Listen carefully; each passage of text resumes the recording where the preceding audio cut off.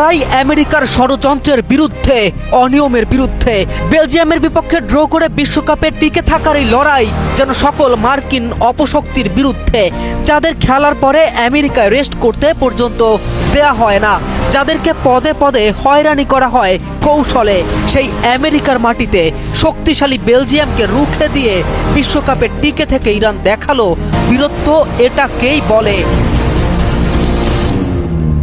Group জিতে প্রথম ম্যাচে ড্র করার পরে জয়ের লক্ষ্য নিয়েই মাঠে নামে বেলজিয়াম।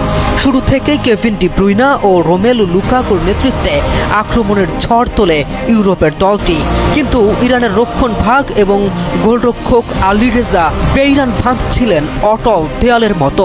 প্রথমার্ধেই একাধিক গুরুত্বপূর্ণ সেভ করে তিনি দলকে রক্ষা করেন।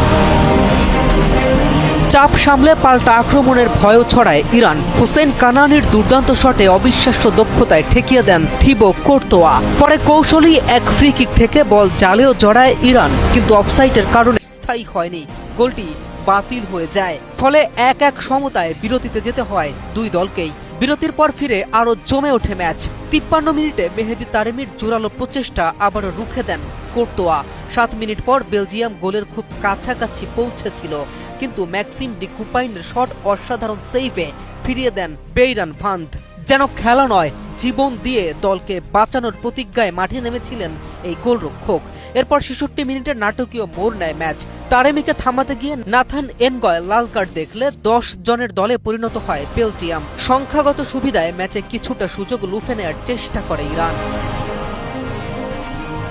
যদিও তাতে গোলের দেখা পায়নি দলটা, তবে জান প্রাণ উজাড় করে দিয়ে দলের জন্য লড়ে গেছে ওরা ১১ জন। শেষ পর্যন্ত গোলশূন্য সমতায় দুই দলকেই মাঠ ছাড়তে হয়। ফলে বিশ্বকাপে এখনো সগৌরবেই টিকে আছে ইরান।